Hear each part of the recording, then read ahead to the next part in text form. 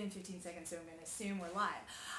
Coach MK here. Just wanted to talk for a minute about a few things. So this whole chain of thought. Say hi, Violet. Can you say hi? Yay, hi. So proud of yourself. Yeah, that's right. There's Violet. Oh. So this whole chain of thought kicked off yesterday when it felt like most of the old white dudes that they're running newsletters that I get to read on Monday mornings felt the need to say something about Beyonce.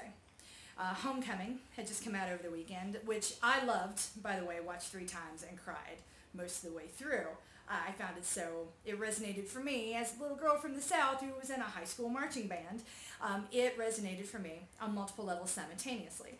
Then, when she started talking about her difficult pregnancy and all of the work that she had to do to come back from it, because when she planned Coachella, she thought, I'll just perform it pregnant, then couldn't.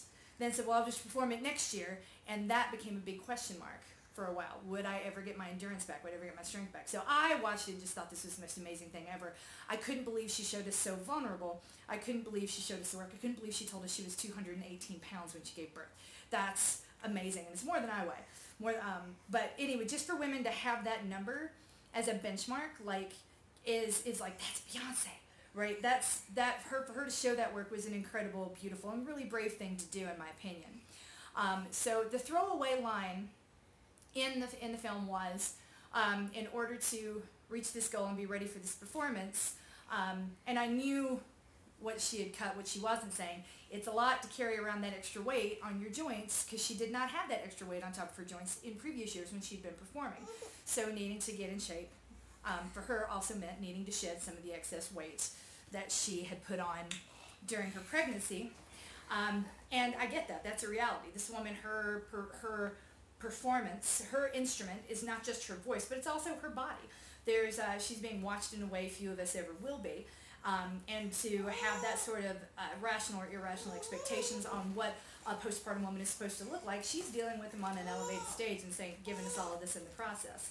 So I was thinking of that, and the response to, like, so much for Beyonce being a role model for young girls. What the heck kind of diet is that? That made me really angry, because I was like, that's not what she presented, and that's the wrong question.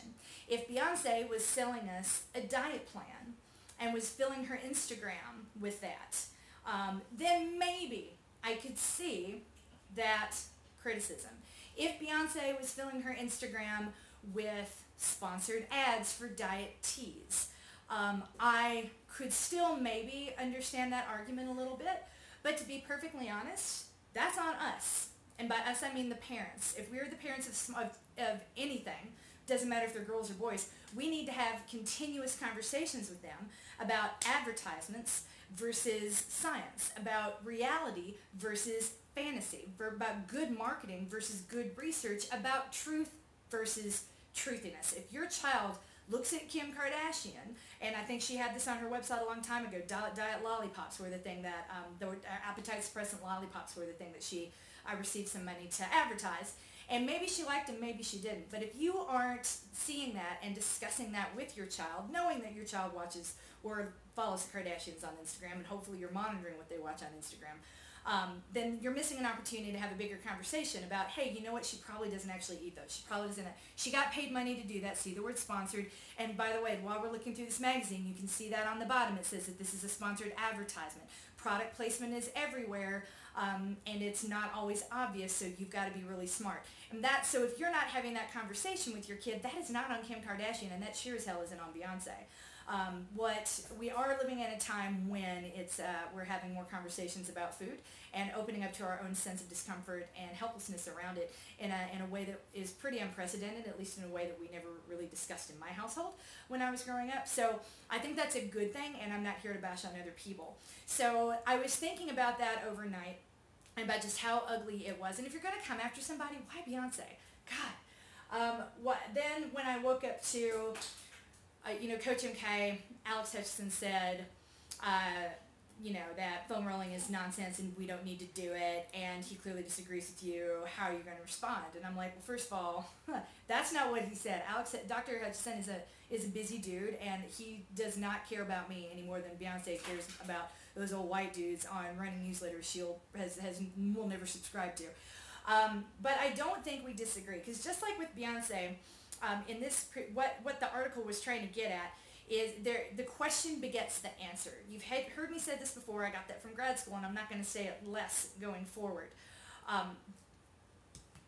What are you asking of Beyonce for, if she's honest and says this is what I did, what I had to do, but you know what, she had nutritionists and staff and chefs all around her, because, she's an international, mega famous pop star with the best of everything at her disposal, because her job depends on it, versus, like, what are you asking of her? If she's honest, is that right? If she isn't, is that right? I don't know. I'm not sure, like, what we're asking of her that the conclusion could then become, you hypocrite, therefore you're a bad role model. And then, so that begets the question of, well, what Alex Hutchinson said quite clearly in his Outside Magazine article is it really depends on what you're asking that foam roller to do. Now, this foam roller, as you guys heard me say in the past, I think it's a piece of crap. It's a pool noodle. My husband uses this. My husband is not a piece of crap. My husband's wonderful, but my husband does not want to get on Bertha after his Orange Theory fitness classes, and he does not want to get on Bertha, by the way, is a PVC riser pipe I got from Home Depot. It's pretty solid, and it doesn't feel good, but foam rolling the first, until you've truly mobilized your muscles, doesn't feel good until you've loosened them up. But also when you think about so the studies that Alex Hutchinson was referring to, what were those studies trying to correlate? Foam rolling with performance, foam rolling with sprint speed, foam rolling with jump distance, foam rolling with pliability. They're trying to come up with a one-to-one correlation proving the efficacy of foam rolling for elite athletes. So is foam rolling going to give Stephanie Bruce Rothstein an edge over Ali Kiefer the next time they're neck and neck in a race? Is that where the performance edge could possibly come from? And the science in that is very inconclusive. So, but I also think that that's kind of the wrong, if you were to take that result and say, oh, that means I don't need to foam roll, I'd say you're taking a big risk there. I started foam rolling on a Bertha a long time ago when I was coming back from Irish Twins, and I met Alex Lanton, and I'd been using something called a rumble roller, which is on the other side of the room, and it has big spikes on it, and it feels really nice when you get used to it. But I was having some knee tracking issues, and the runner's knee this is like the early stages of runner's knee, and it came from having really tight IT bands and not enough glute strength. So while we worked on the glute strength, we also foam rolled my IT bands aggressively, and when I would go into his office, he would spend like 10 minutes digging his elbows and his forearm deep into that tissue to loosen it up until the knee was tracking properly again. So I tell you that to tell you this, what I need from a foam roller, what you probably need from a foam roller, because remember, we're probably closer to the same playing field than you and Ali Kiefer or me and Ali Kiefer. What we need from a foam roller is very, very different. We are talking about injury prevention. We're talking about making sure that our body continues to function properly. We're not talking about competitive performance advantages. We're just talking about making sure that things move, keeping that kinetic chain nice and loose and supple for a really long time, and that's where this comes in. Because if you think about it, all of the complaints that people have about, like, I have bad IT bands, I have bad tendons down here in my ankle, I get shin splints in the front and on the side. Those are all tendon issues, and tendons that are wrapped around a muscle that's a little too tight, tendons that have been over-demanded and overused. And that's where the foam roller comes in, is to keep those things moving while we continue to do this thing that we love to do. So that's all I have to say about that. I don't think Alex Hutchinson and I disagree on anything. What he's trying to do is distill the science and distill the studies. So if you're not paying attention to the science and the studies and the questions that those studies sought to answer, it's very simplistic to be like, there are no benefits to foam rolling. Also, elites are different from us. Professionals are different from us in every possible way. In the way they look, in the way they train, in the way they move. We can take some principles, some good practices, and distill them down to our level, but generally speaking, we don't have live-in chefs, and we don't have, physical therapists available for us to see twice a week. We don't have, in-house masseuses, and we didn't marry our coaches. So to that effect, that's just a wider array of tools at your disposal that need to be at your disposal, because that is your job, kind of like Beyonce, and her body is her job. So That's where all of those two thoughts just sort of were in lockstep for me for the past 24 hours.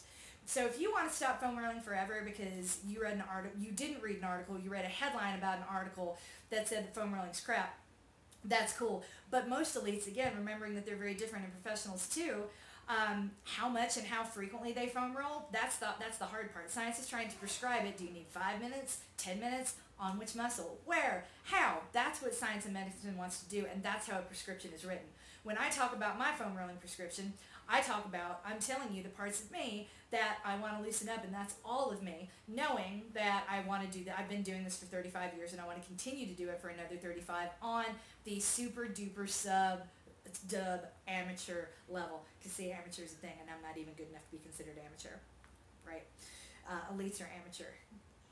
Elites are not professionals. There's professional, elite / amateur, and then local competitives. That's the way it is very much viewed in the running world. So that's what I really want to say about that, because if you're looking for an answer, it's just when it comes to recovery, when it comes to feeling better after a run. Foam rolling is a tool. It's not the tool. It's an answer to mobility and feeling good for the long term. It's not the sole answer. But when I think about all the recovery tools that are out there, this tool is the most egalitarian tool. It's the most accessible tool. I can't be like, you need to go sit in an infrared sauna, because those are really expensive if you don't own one. I think they're like $4,000, and you don't, either you don't have the money or the space in your home for one. I sure don't. And you don't have all these. There's so many recovery tools that cost a whole lot of money. This was $7.99 from Home Depot. This over here, this J brand, this is $18 from Amazon.com 10 years ago. I'm sure they don't cost much more now, because it's, like I said, it's a pool noodle. It's crap. So, if you're looking for the answer, there are a whole lot of people who are going to sell you a whole lot of stuff, and you need to look for the word sponsored at the bottom of those advertisements. You need to ask yourself the question, that person in the picture, do they really use this thing as much as they claim to when they took the money for this advertisement, or did they just take a picture? And if your parents didn't have this conversation with you, I'm really sorry. I'm happy to have it with you now. So when it comes to an answer, this is an answer. It's not a sole answer. I can't prescribe exactly what you need to do. That's between you and your physical therapist. And when I came up with my foam rolling routine that I demanded my people do all the time, that was coordinated with a physical therapist for me, considering all of the runners that I had sent to him over the course of a year. So that's what I would keep in mind. If you want to drop it again, that's on you. I cannot in good faith say that those studies prove that foam rolling is useless, because that's not what the studies try to do. Granted, there are a lot of high-level athletes like Alex Hutchison that are kind of confounded by how this became a thing, because, again, the way that they're positioned and sold, fascial release. We don't know. We don't have a good way to track that or measure that. We don't have data for it. So a scientific mind is immediately going to doubt and opt out completely from that. And I have no, that's no shade or shame. My husband is a scientific mind, and that is how his brain works. If you can't have supporting data to prove efficacy, he's not going to do it. I'm like, how much data do you need for me to prove that your IT band hurts and your kneecap is not tracking, motherfucker? Like, really? Like, what I feel like these are data points right here, but if we can't quantify the pain and standardize it on a scale of 1 to 10 across an entire human population, that doesn't mean your knee doesn't hurt, and it doesn't mean that this can't help. And in the year when he trained for 3 marathons, this is the thing that really kept everything together, because we couldn't afford anything else. So that's all I have to say. If you're looking, the type of magical thinking, as I refer to it, that I want everyone to avoid, is seeing something like Normatec boots. Normatec boots are wonderful. If you have access to them, if you're a member of a recovery clinic and you can go whenever you want and use them, do that. If you can afford them, great, go for it. They're $2,000. That's a lot of money. They are a tool. They are an answer. They're not the tool. They're not the answer. And I would hate for you to spend $2,000. You're going to expect to see some results. And if you spend $2,000 and you don't see immediate, tangible, reportable type of results, then you're going to think you wasted $2,000. I have not yet had one person complain about the $7.99 they spent on a Bertha. So that's all I had to say about that. Oh my God, yes, it was amazing to hear her say that, never and see your body in that first. I know, right? Her body in that first post baby's rehearsal, that's how I felt for the better part of last year. Will I ever be me again? Will I ever feel like myself again? Just to stand hurt my feet, the tendons, the ligaments in my joints so much. I mean, you guys remember, or at least I remember, because it's my body, gained 30 pounds in 3 weeks. Hi, Wonder Woman. Hi. Hi. I gained 30 pounds. We got a Wonder Woman belt on. Yay. We gained 30 pounds in 3 weeks, and that crushed my SI joint. It crushed my hips. It crushed my ankles. It crushed my feet. It hurt a lot. And I could, because of all that excess weight and because for a variety of things, I couldn't move as much as I wanted to. It didn't feel good. It wasn't comfortable.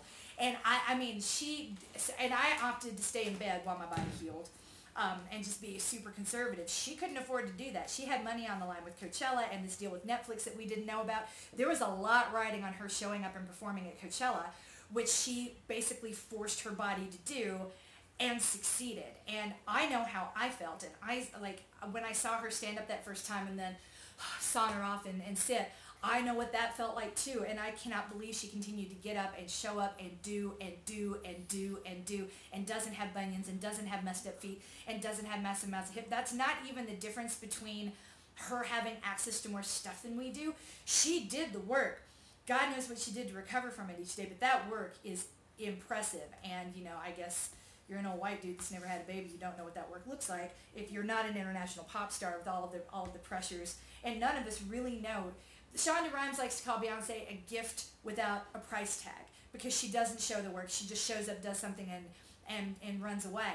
And that's what she did with Homecoming last year. So to see, Coachella last year. So to see the work that went into it in Homecoming is awe-inspiring, mind-boggling, and truly inspirational. And damn right I'm going to be watching it with my girls, and damn right I think she's a great role model, and damn right we're going to be having all kinds of conversations about her versus everyone else, because if the only thing that you can throw at Beyonce is questionable is the fact that she said that she went on a super restricted diet. No, even though she said in the past that she's gone vegan for extended periods because it helps her, she feels like she performs better when she's not consuming animal products, but she can't abandon them forever because she enjoys them too much. If that level of honesty is, like, what are you here for then? I mean, that is what I want for my girls. I want them to understand all of the forces and all the temptations and have a framework to synthesize all this information and make good choices for themselves. And I feel like, I don't think Beyonce promoted anything irresponsible in that amazing, amazing documentary. I'm going to start crying. She was so good.